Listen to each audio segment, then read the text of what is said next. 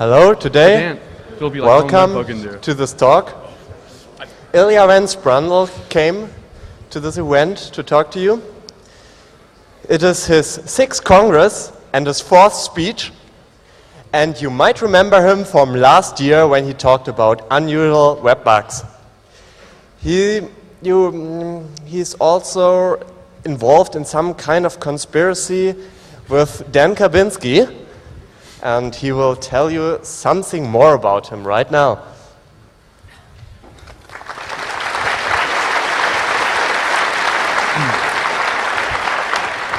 So, thanks everyone for coming to Ilja's talk. I just wanted to say, my God, this guy is a crafty bastard.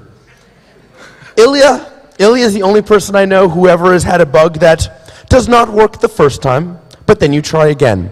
And it does not work the second time, and then you try again. No, you have to do the same damn thing 3 times, and then everything blows up.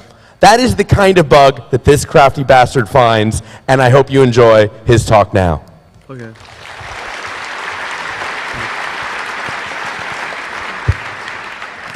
Because this thing's not working. I can just use the mic though. Yes, it's on. Is it on? Okay. Great. Okay. Hi, my name's Ilja. A correction, my talk last year wasn't unusual web bugs, it was unusual bugs. The talk this year was unusual web bugs, which apparently the style of it was based on what I did last year. So I'll be talking about a collection of random things. Look what I found on the carpet, in this case, dust mites. So who am I? I'm Ilja. I like to see things crash, and when it doesn't work the first time or the second time, it'll work the 3rd time, as Dan said. I work with Dan at IOActive. Top of that, I'm in a group called Metric, and I have a blog, which hasn't been updated in months, but I'm trying to change that. And I have a website, which has also been down for months, but that's not my fault. Okay, things I'll be talking about today. First of all, I'll be talking about race conditions in the usage of def kmem and how these things have security, what the security effects of these. The second part I'll talk about are Snprintf corner cases. Snprintf is an API which is supposed to be a secure API, but really isn't. Third one is a bit more general than what's on my slides. It's pretty much general usage of out-of-band and interesting things you can do with it. Turns out one particular case of it is that you can avoid IDS. And then we'll get to TCP stack fuzzer stuff later. So, my talk's going to be pretty much along the same lines as I presented last year, although a few less things that I'll present in terms of items. Again, none of these things are big secrets. In fact, most of it is really old, obscure, and undocumented. These are things that people forgot 10, 20, 30 years ago. And I sort of looked under the carpet, and there they were. First of all, def kmem race conditions. What is def kmem? It's a virtual file, which means it's not really a file, it's just your kernel saying it's a file. And when you open it, pretty much what it does is it gives you access to kernel memory. Depending on how you open it, it gives you read and write access. In my talk, I'll only be talking about read access, but it's an easy way to poke into kernel memory. Among other things, it's used to get statistics, information about processes, networks, modules, load average, any kind of file script that's open, files that are open, any kind of thing that you couldn't usually get from userland. Because it's raw kernel memory, it needs to be protected, so by default, and you don't want to change this, only the root user can open it for reading and writing, and usually the group, and most of the BSDs kmem, can open it for reading only. If you have an application that gets information out of it, like netstat or pmap or PS or things like that, you will need a SGID binary, which sort of regulates what you can and cannot see. For those who don't know, SGID stands for Set Group ID, which basically means I'm running the application, but I'm running it as someone else. In this case, group kmem. When you're reading stuff from def kmem, there's certain problems arise. The problem is that what you want to do is you want to read data from the kernel, but the kernel, pretty much, the thing is that if you want to read particular piece of data out of it, it will generally take you 2, 3, 4 reads in order to get to the data you want. The problem is that you could have had a dozen or a million or a billion context switches in between, and by the time you get to your 4th call, or your 3rd or your 2nd, the data you got from your 1st call could be invalid. And the problem is that you can't lock the kernel from userland with just cause, because if you would be able to do that, you'd have bigger problems. And so you end up with certain kinds of synchronization issues. So I have a very simple example, like if you write an application where you get these things. So let's say you have an application where you want to have the name of a certain process. What you would do is, well, first of all, you'd open up def kmem or def mem, and you'd go look in your symbol table and be like, well, where's my process table? And you find your process table, which is your first read. And then from there, you will have to go over your process table and find the structure that matches with the PID the process that you want to see. That's your second read. Now from there, in that structure that you found, will be a pointer which points to the name, excuse me, which points to the name of your process of which you want to get the name.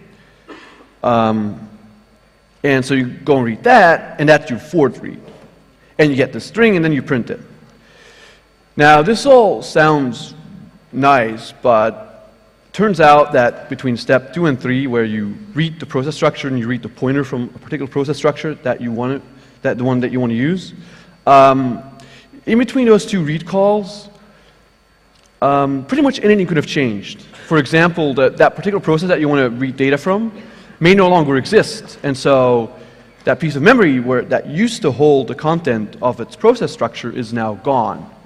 And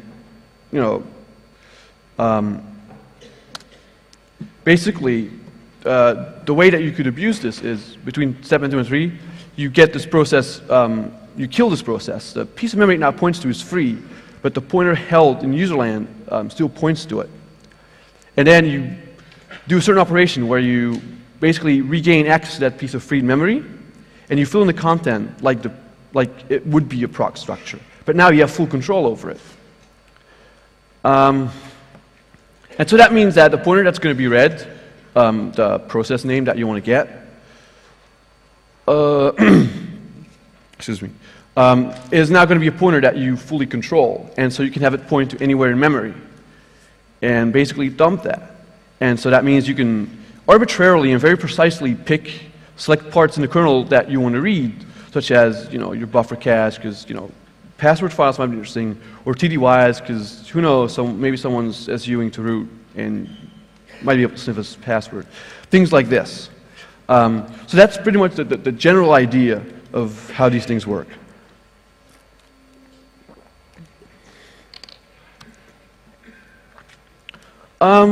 Now, the race might seem small because even though it's a userland process, 2 read calls, there's not really much time in between. We're maybe a couple of microseconds, maybe less.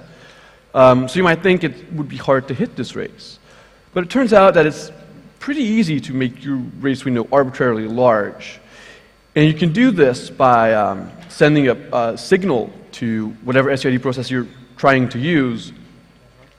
And the signal you want to send is sig stop, because it makes your process stop, first of all. And second of all, sig stop is one of the 2 signals which cannot be ignored. It will stop no matter what. At that point, it will stop indefinitely until you tell it to continue. And so you have all the time in the world to kill this process, regain its memory and kernel, and fill it out exactly the way you want it to be. Once all that's done, you just send it to continue, it'll start working again, and it'll start reading the pointer that you provided. And you end up reading any piece of kernel memory that you want to read. Turns out this issue has been around for a long time. pretty much the day they decided that that's how we're going to do it, this issue was there. And this is probably 30 years ago. Like, you know, BSD's been doing this for a while. There's got to be people that know about this. And I'll talk about this in a second, but from judging from their code, they sort of realized that you can have race conditions. They may not have realized that it was at security consequences, but they know there was a race condition. And so, stunningly enough, over the past 30 years, no one ever really raised a big stink about it. I spend a lot of time looking for any kind of reference where I could see, you know, someone said this could be a security issue, and I couldn't find it. But people sort of kind of realize that at least you have a race condition and you might have potential stability issues. And so people are switching to either using sysctl or the proc file system because these things lock structures in the kernel, and so you have no race conditions. And it makes much more sense. Linux pretty much uses the proc file system for any of these things. The BSDs will generally use sysctl.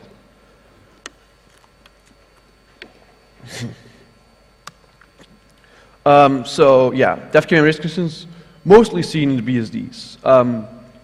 I'll sort of take a tour towards how NetBSD does it, because that's where I looked. They have a whole bunch of applications installed by default that are SGID that will actually start reading data out of def mem or def kmem. The thing is, some of them will use def kmem, some of them will use sysctl, and actually, the majority of them will use both. They'll use sysctl whenever possible, and when there's a certain piece of information that they want to get for which there's no sysctl entry, they'll use def kmem. And in order to do this, it's sort of abstracted away in a library called libkvm. And so historically, it only used def kmem, and so at some point it started switching to sysctl. It's sort of kind of using both, depending on what kind of information you want.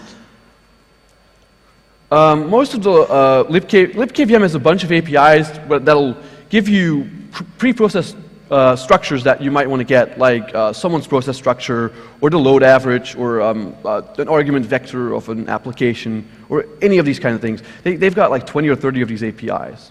I just have 3 on them on there.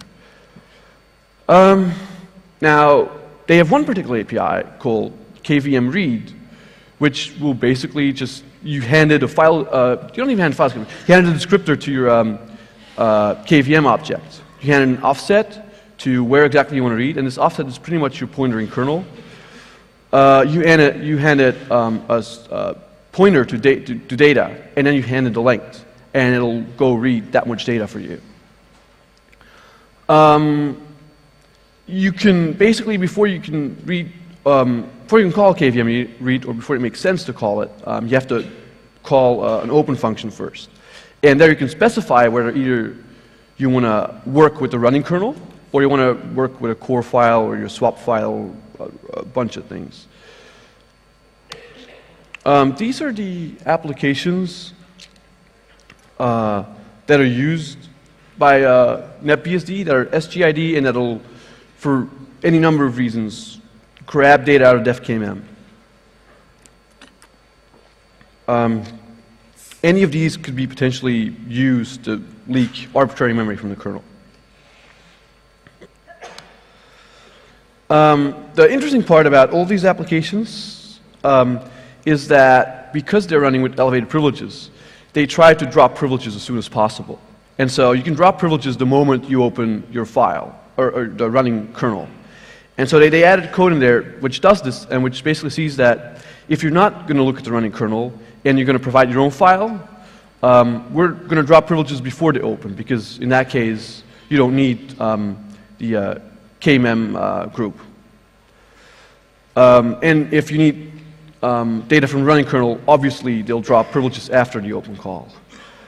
There's 2 applications where magically they forgot to do a priv drop. It's TRSP, TRPT. Both of these do not have priv drops, which is interesting because, well,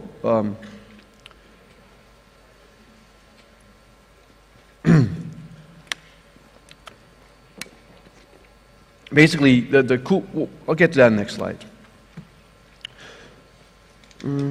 So the interesting part about libkvm is that it's built under the assumption that it's getting all its data from the kernel, and so it'll implicitly trust this data. There's very little validation done. And so in one of the cases is where if you have this open file where instead of using the running kernel, it'll use a file you hand it, which is malformed, for example. libkvm breaks in a dozen different ways. And if you go for the running kernel with these race conditions, you can end up with the same thing where you can hit a lot of these bugs in libkvm. So the interesting part about TRSP and TRPT is that you can open a file you hand it, and it won't do the prif drop, and you can easily hit a bunch of libkvm bugs because it assumes that the data it's reading is trusted, and it's really just a file you handed it. Yeah, libkvm really doesn't stand up against random crap being fed to it. As you can see here, this is one of the Explorer APIs, which is kvm get files. And what it'll do is it'll read a number from the file or the running kernel. It'll, you know, juggle some numbers around, add 10, multiply by something, and then add some header size, and you know, and then you end up with your total size. Obviously, this suffers from a classic integer overflow. Your allocation will be too short, and you end up with a heap overflow.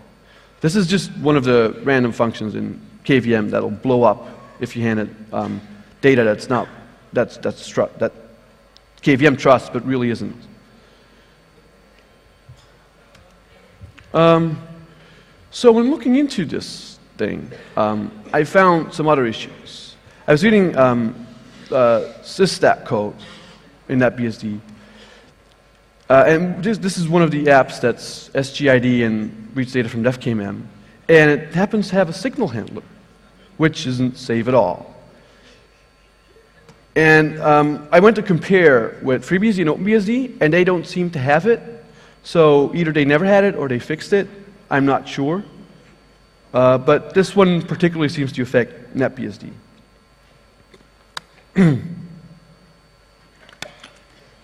This is basically what's happening. This is a signal handler called stop, which is called if you send the terminal stop signal. And they do this sort of weird thing where they set up their signal handler again and then basically put themselves to sleep, and then you have to wake it up again and they'll reset it again. And then they call redraw, which is basically a wraparound a bunch of incursus functions that'll free data and malloc stuff and open files and close files and do, you know, I/O and use a bunch of printf functions and stuff, things that are completely not signal safe. And so I wrote a one-liner POC, which if you run this in NetBSD, you'll end up crashing the application. Whether or not, it's probably exploitable. I haven't had time yet to look into it, but you end up crashing, and there appears to be memory corruption. So this is pretty much a bug which should get fixed. I stumbled upon it a couple hours ago. This is what's happening. Basically, the code goes into an endless loop and keeps sending the signals until you hit your race condition, your signal race. And then I traced it, and you see basically you see the signals being reset, and it puts itself to sleep, and it wakes up, and it puts itself to sleep again, and it wakes up, and it puts itself to sleep again, and it wakes up, and it crashes.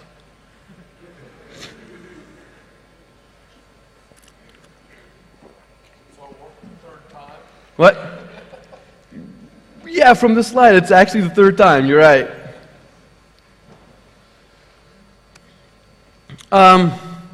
So when looking at kvm, I didn't have the man pages with me, so I had to go to their website and read it online.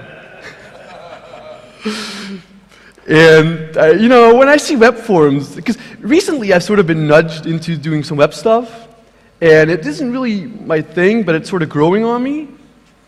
And so now, whenever I see a web form, my hands start itching, and I'm like, well, what happens if I put in a double quote or, brackets? And I did that too, and turns out they're not, well, they are filtering HTML data, but they're filtering it incorrectly. They're not doing HTML filtering. They're basically saying, well, let's add a backslash to it, because if that works in C code, it'll work for HTML, right?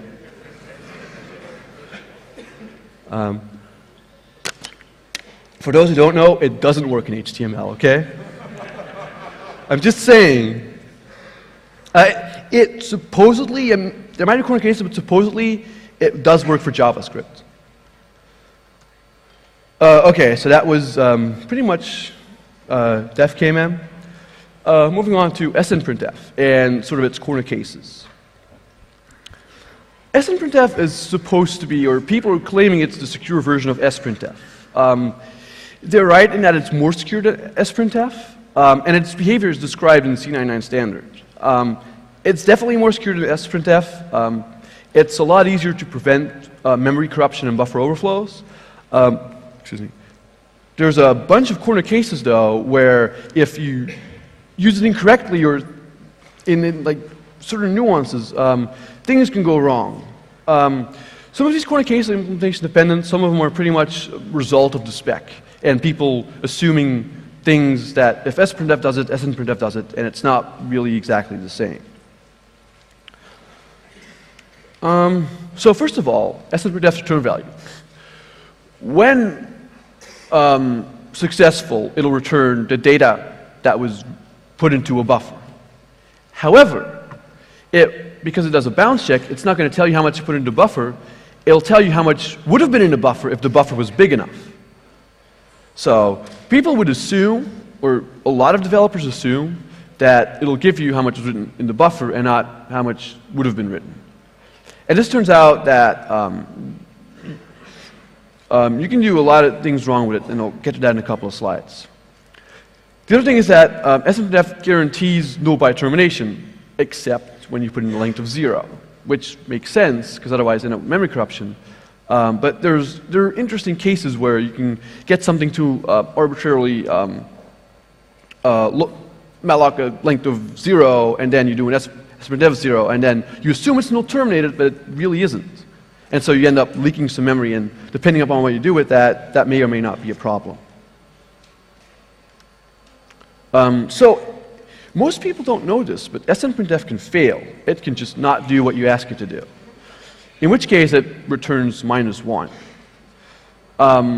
So the spec pretty much leaves open what happens if it fails. It's not guaranteed to be null by terminated, so you might end up not catching that it fails, and then you have a string that's uninitialized. And again, depending upon the situation, this may or may not cause problems. And this is kind of common because very rarely do you see people use Snprintf and check the return value, and you really should. So yeah, return values get abused. First of all, if we go back to the case where it returns more, where it returns what would have been written if there was a bounds check, quite often what people will do is they'll do pointer plus whatever Snprintf returned, and so you end up with increasing your pointer beyond where its buffer ends. This is generally where you have a pointer and then plus equals Snprintf pointer size and then your format string. And then you basically, and generally these things happen in a loop. So the first time it'll be right, it'll work. The second time you end up doing memory corruption. The third time it'll be memory corruption. Basically, you're screwed from the second iteration if you do this. That's if Snprintf succeeded. Now, if Snprintf failed, and you're not handling the error case, your pointer actually gets decreased by 1. And again, if you're in the case where you're in a loop, it'll get decreased by 1, and the second iteration will get decreased by 1 again and again and again. And suppose you have 200 or 300 iterations, you just decreased your pointer with 300 bytes, which may very well allow you to corrupt memory.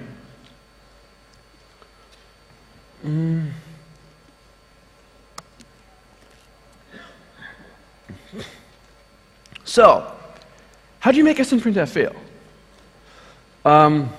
Turns out that in Linux under glibc, under certain locales, I think I missed an E there, Snprintf will actually try to do Unicode conversion.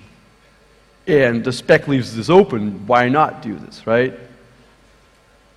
And so if you hand it broken data there, Snprintf will say, whoa, I'm not going to handle that.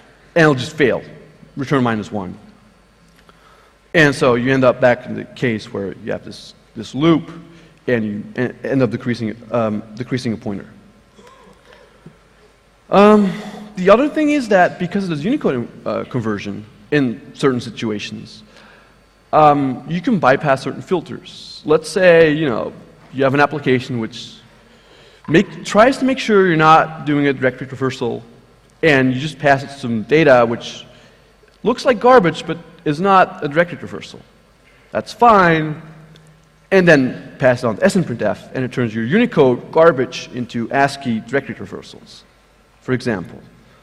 There's probably many more cases where you can do this, or similar effects for this.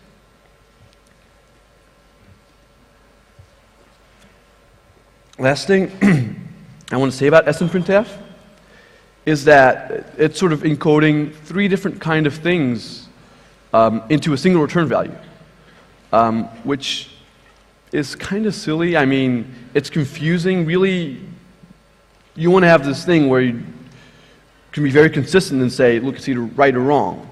And it's not just Snprintf. You have a lot of APIs out there that are pretty, there was no thought put into the design of these things, or not enough. And you end up with these things where you have 3 or 4, you'll have a return value which says this is correct, or this is correct, but, there was some bound check, or it's not correct and we totally failed, or, it's not correct because of, the stars didn't align and something like that. So it's not really a bug, I guess, but I find it very sloppy, the sign of very sloppy design.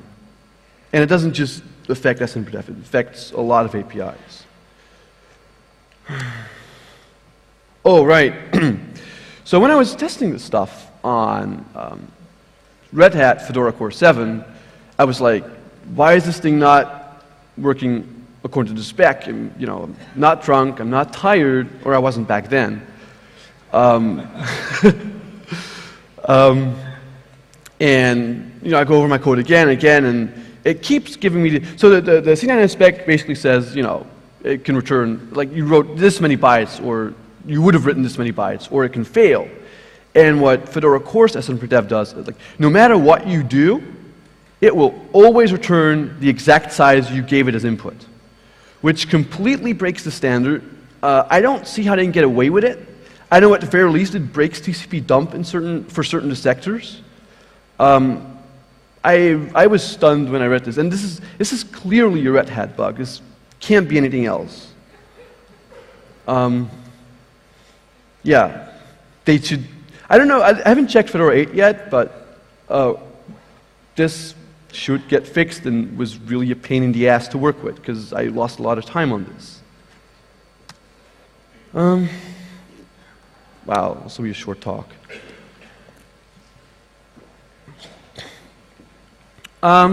Okay, nearly last part of my talk is the usage of out-of-band data, and really I'll talk about more than IDS evasion, but in certain instances you can use it for IDS evasion.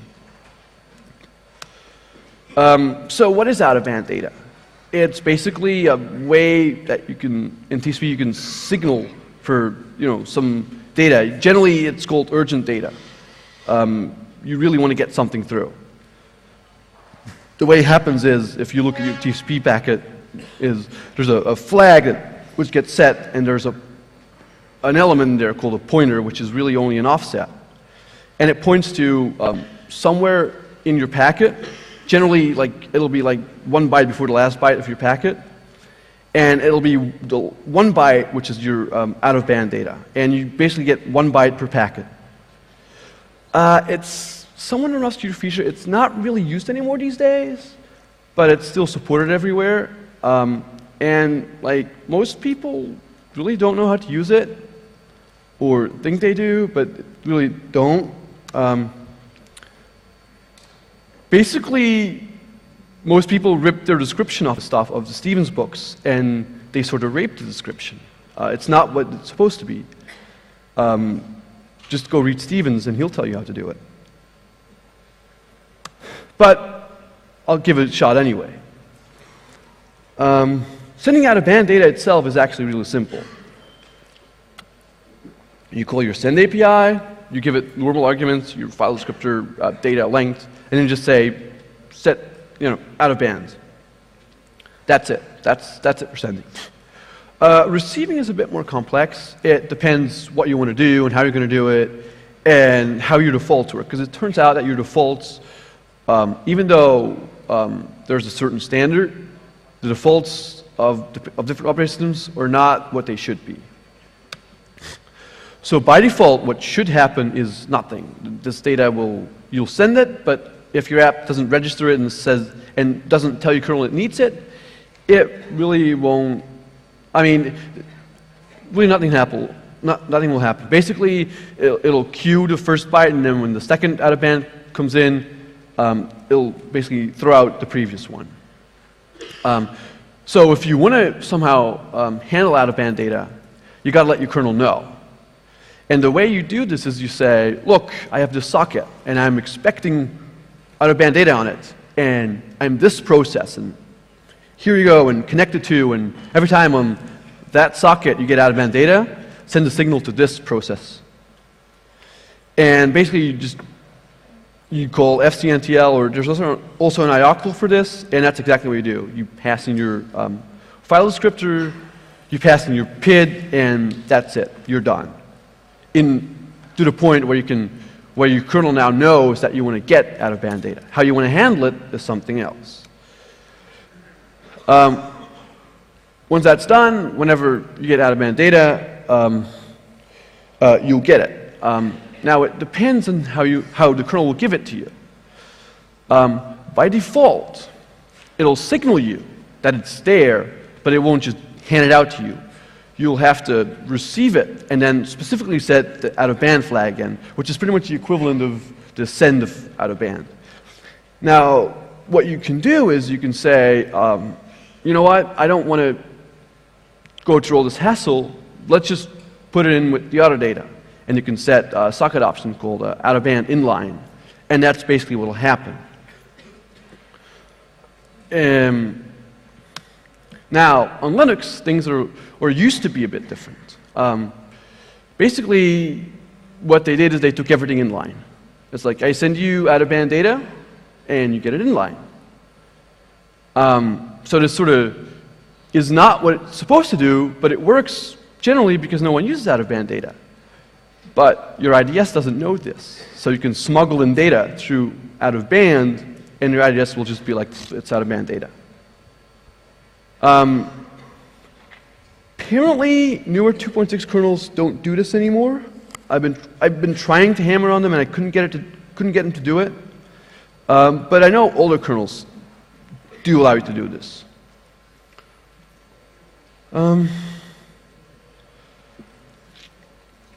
There's a bunch of other things that you can do with out-of-band data to try and avoid IDS detection. Because the thing with out-of-band data is that there's no standard on how you're going to use it. It's very much application dependent. You can ignore it. You can have it inline. You can have it signal to you. And there's no way for an IDS to know how you're going to handle it. Are you going to ignore it? Are you going to catch it? How are you going to catch it? The IDS doesn't know. It can't know. Unless it's running on the same box and it's inspecting your process, it can't know how you're going to handle out-of-band data. That's about it for out-of-band IDS evasion. There's a couple of other interesting things with out-of-band data that are actually rather old, and so most people forgot about them, but they're pretty much a known thing. So earlier I talked about that you have to tell your kernel that you want to receive out-of-band data. And the way you do it is you link your file descriptor or your socket with your PID. Now it turns out that there used to be these bugs where you would link your file descriptor with someone else's PID. Let's say a process not owned by you. And your kernel would basically, upon receiving out-of-band data, will send the signal to this other process. So you just ended up with a situation where you can send a signal to a process you're not supposed to send signals to. Now, whether or not that's a problem depends on the implementation of whatever process you're sending data to. But I can certainly imagine situations where this can cause problems. So this is fixed in most Unixes. It's been fixed for, I think, about a decade by now. So it's rather old. I believe the OpenBSD guys came up with this. I'm not entirely sure. But who knows? It's this old. Maybe someone missed it back then. Maybe someone reintroduced it. You know, my bet is that there's going to be a couple of operating systems out there where this will still be an issue.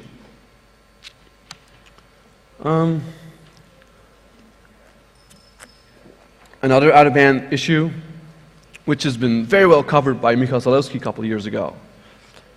And before that, it was sort of got slight attention in 1997 with a bug in WIFTPD. But basically, the thing with out-of-band data is that if you have an application that says I want to handle it, it gives you the ability to remotely send a signal to an application, the urgent signal. So this one particular signal. And so depending on how the signal is going to be handled, it might cause problems. Because as it turns out, in Unix, doing signal handling is a very tricky thing. Pretty much everything you do in your signal handler has to be, in total, has to be atomic. If you have two different operations where one would be atomic and the other one is two, but in between there's something, that will still cause problems in signal handlers. And there's a lot, I'm not going to go into it, but there's a lot of things you can do wrong with signal handlers. And Zalewski did a pretty good write-up on that, and the OpenBSD guys had a pretty good presentation on that. But believe me, if you can send a signal remotely, that's generally the applications will screw it up somehow. It's very difficult to get these things right. Somewhat related, a buddy of mine, actually a colleague of mine, Justin Ferguson, told me that there's another way where you can remotely send a signal to a process in Linux. It's kind of tricky and it sort of depends on the situation, but basically you have this thing called the out-of-memory killer in Linux. And what that does is when you're running short of memory, it sort of goes down the list of processes and says, well, which one's the bad guy here? And first it'll send, I think it's sigterm or something, or sigint. And then when you're not responding, and I believe when you're not root, eventually it'll kill you. But initially it'll send you different signals. And so this means if you can remotely start consuming lots and lots of memory, you can basically remotely trigger these signals to probably process where you get some influence in, probably the process that you're getting to consume lots of memory. Okay. These are basically links of out-of-band data. I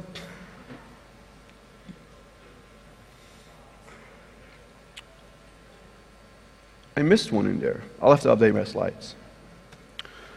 So, I was going to present on a TCP stack fuzzer, and I had actually written a lot of code on this. But, you know, I'm kind of a slacker, and I had Christmas parties to go to, and flying back and forth, and some work here and there, and I have lots of code written, it's just not functional. I'll have to get back to you on that. I'm definitely going to finish it. Maybe next year. It's going to come out, just not today. Yeah, that was actually it.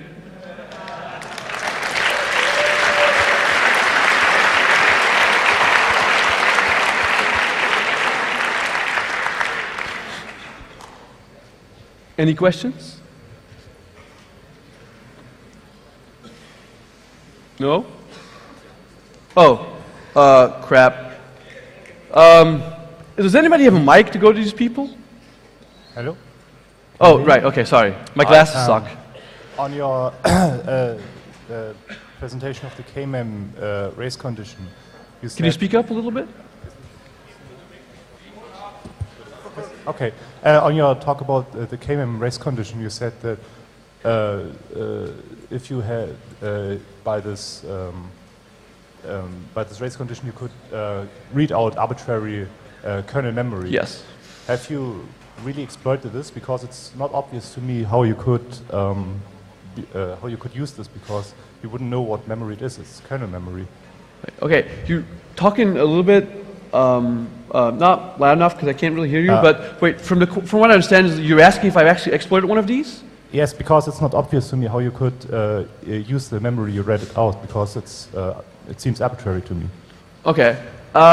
No, I haven't written a full exploit for this yet. I was kind of short on time, but I am going to make one. And if you want to be informed on this, leave me an email address or something, and I will get back to you on this. From what I know, it's not as difficult as it seems.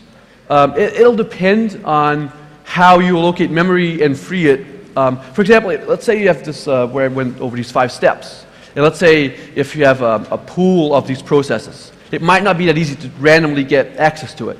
But if you just have a normal allocator with malloc and free, where you really don't have any pools, it wouldn't be that easy, but it'd be realistic to trigger these things. And you have to keep in mind that you can your race window is arbitrarily large. So this means I can keep trying and keep trying and keep trying a billion times, and I can keep trying for a year until I get it exactly right. Okay. Does that answer your question? Okay, thank you. Hi. In the libkvm you said you can have fun with self-made score files. My classes really suck. Wave at me. No, the guy is talking. Hi. Okay. You said in libkvm there are some bugs you could exploit with self-made core files. Is there any way to force these setuid or set group ID programs to use your core file? Wait, can you say it again? Can you force these programs to use your core file instead of the kernel memory? Yes, you can. And I actually talked about that. So this involves the privilege dropping. So you have to find an application where you don't do privilege dropping and take a core file.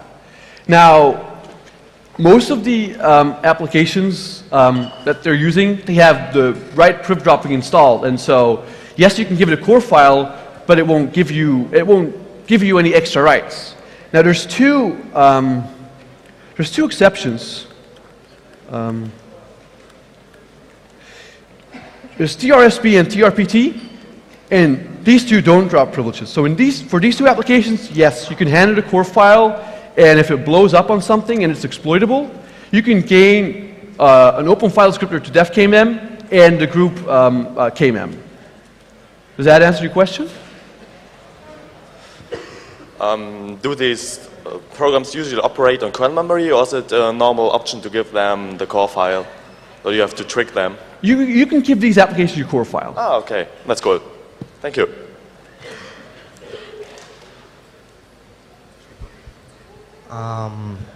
Just for the record, those 2 programs have been removed 6 months ago with the rest of the NetNS support, simply because it was extremely horrible code. And believe me, those 2 programs are not the biggest issue in the code. So if I know, because I checked a couple hours ago.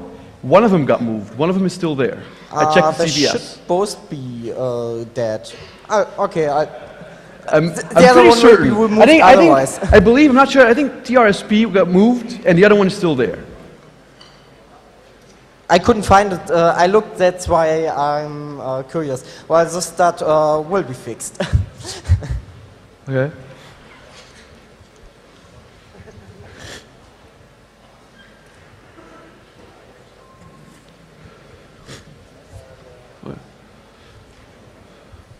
Well, but you're sure invited to tell us about the more significant problems in the kernel.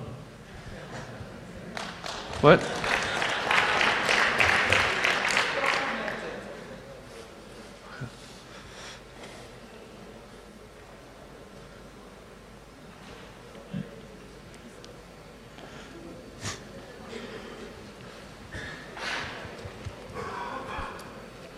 So it seems pretty interesting that you can do sig stop and sig continue to set GID, and I assume set UID apps as well. Yes. Have you seen a large number of like time of check, time of use bugs Oh, where you start the setuid app, stop it, change whatever it's working on, and then continue? Yeah, this is pretty much one of there's a couple others. This is the biggest trick to arbitrarily open your window. This is like the #1 trick. It's like whenever you see these things, that's the first thing that should come to mind. There's a few other to try and install things and to try and pinpoint, because the thing is you can send sig stop and sig continue all you want, but you don't know exactly where you landed. And so you need a second trick where you can sort of pinpoint where you landed. And on Linux, for example, in proc, you can actually see when it sig stops, you can see the instruction pointer. And if you know the instruction pointer, you know exactly where you landed. Is the proc file system entirely atomic? Like, can you not interrupt anything inside of proc? Or can you do any weird tricks there as well? I'm not sure. I know the proc file system doesn't suffer from these kind of race conditions because at the very least, they can lock in the kernel. If it's atomic, it depends on what you're trying to reach from proc. I'm guessing no in general. There might be certain situations, certain files where it might be, but in general, my guess would be no. I'm not certain though.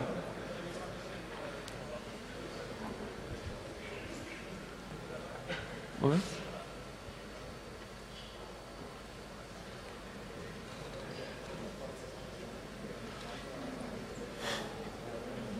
That was it? Okay. Thanks for listening.